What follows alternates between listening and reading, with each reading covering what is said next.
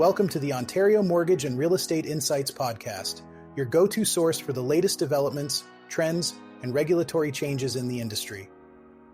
I'm your host, Steve Hamilton, here to provide you with insights sourced from reputable news outlets to help you stay informed and make well-informed decisions. This podcast is brought to you by Real Approved Inc., a trusted mortgage brokerage dedicated to helping Canadians achieve their homeownership dreams. Visit realapproved.ca to learn more about how our experienced team can assist you with your mortgage needs. Let's dive into today's episode. Today we're discussing a recent action taken by Ontario's financial services regulator, the Financial Services Regulatory Authority of Ontario, or FSRA, against an individual named Andrew White. He's accused of operating without the necessary licenses, which is a serious issue in our industry. That's right, Steve. FSRA has alleged that White violated the Mortgage Brokerages, Lenders and Administrators Act, 2006.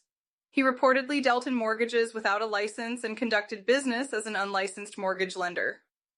This is concerning because it puts consumers at risk, and we always want to ensure that people are protected when making such significant financial decisions. Absolutely, Janine. According to the notice from FSRA, White's license expired on March 31, 2020, and he never renewed it. It seems there was an attempt to renew, but his brokerage withdrew their sponsorship.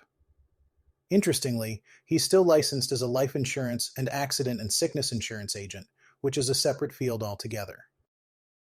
It's a reminder of how important it is to verify the credentials of anyone you're working with on a mortgage.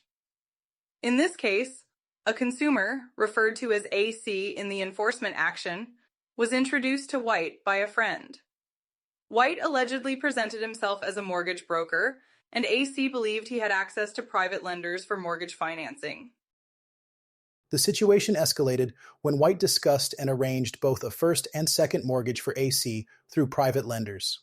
FSRA noted that White even presented the terms of the mortgage to a private lending company, which loaned money for a first mortgage, believing White was a legitimate broker.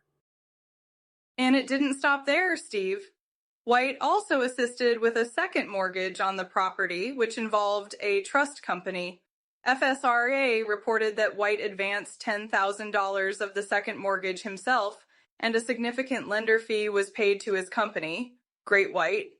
It's a complex situation that underscores the need for transparency and adherence to regulations. Indeed, Janine. It's clear that when AC defaulted on his mortgages and the property went into a power of sale, it highlighted the risks associated with dealing with unlicensed individuals. FSRA is now seeking to impose 2 administrative penalties totaling $25,000 on White, and he has requested a hearing before the Financial Services Tribunal. This case serves as a cautionary tale for consumers and professionals alike.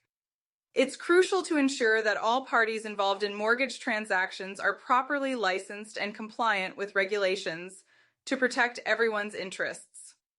We'll keep an eye on this as it progresses through the tribunal. Let's shift our focus now to the evolving landscape of alternative lending in Canada. It's been an eventful year, and we're seeing some significant trends emerging in this space. Alternative lenders are playing a crucial role, especially given the current economic climate. Absolutely, Steve. Despite the challenges faced by Ontario's housing and mortgage markets, such as trade tensions with the United States, lower immigration levels, and rising unemployment, many lenders are doubling down on their efforts in the markets they know best. It's interesting to see how different areas in Ontario are experiencing varied market dynamics. Right, Janine? Joe Rosati, the Vice President of Business Development at IC Savings, mentioned that while Toronto has seen a drop in average prices, Eastern Ontario, including the Ottawa market, has actually seen prices increase slightly. This variance is largely due to differing affordability, inventory, and demand across regions. It's a testament to the resilience of homeowners, Steve. Even with the evolving borrower profiles and tighter qualification criteria among major lenders, many homeowners and hopeful buyers are turning to the alternative and private lending spaces.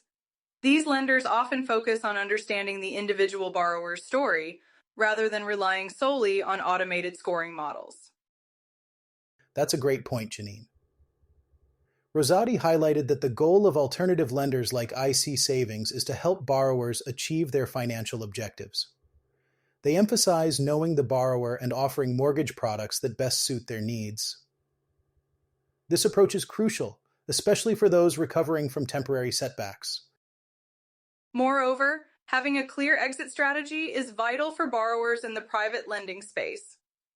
These loans are often seen as temporary solutions, with the ultimate aim of transitioning back to conventional mortgages. It's not just about finding the lowest rate, but about understanding the full scope of the mortgage product. Indeed, Janine, brokers play a crucial role in this process, helping clients navigate the complexities of lending. They assist in finding the right lender and product, and in building a game plan to improve credit, consolidate debt, or demonstrate income stability. This is essential for transitioning to a prime mortgage product. And speaking of trends, more Canadians are opting for fixed mortgage rates at renewal for stability amid economic uncertainty. This shift highlights the need for brokers to stay informed and adaptable to changing borrower needs.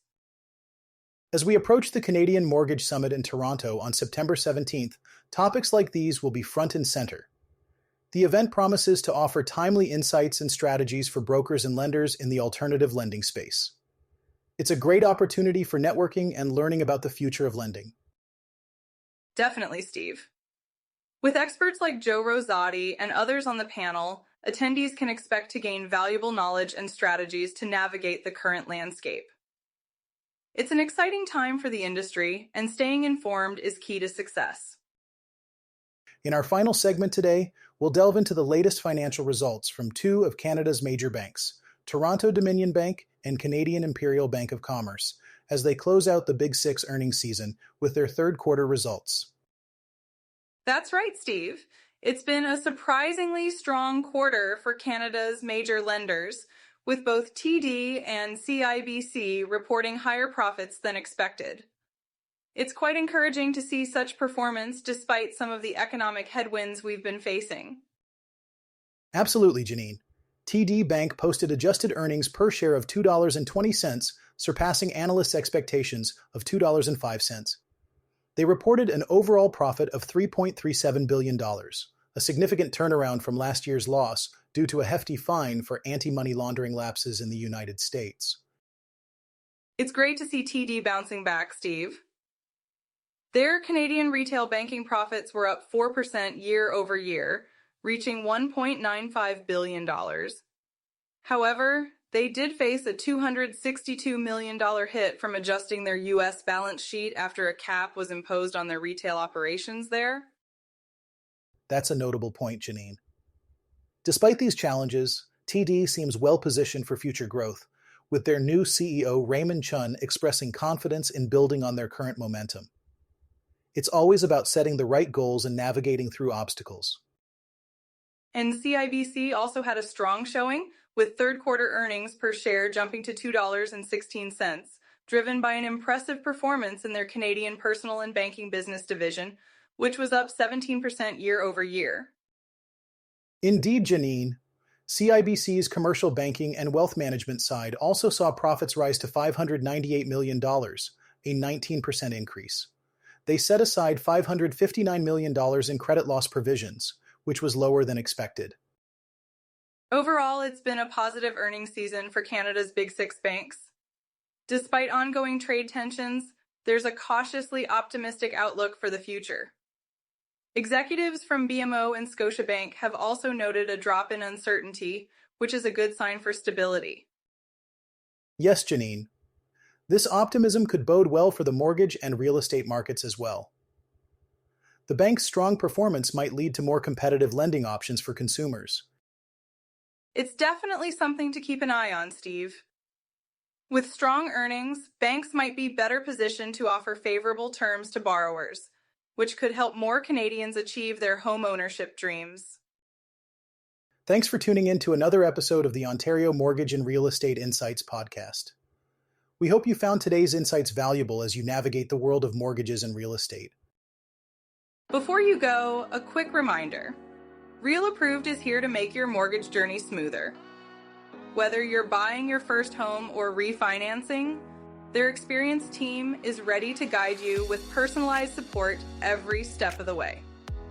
Visit realapproved.ca to get started and take the next step toward achieving your homeownership goals.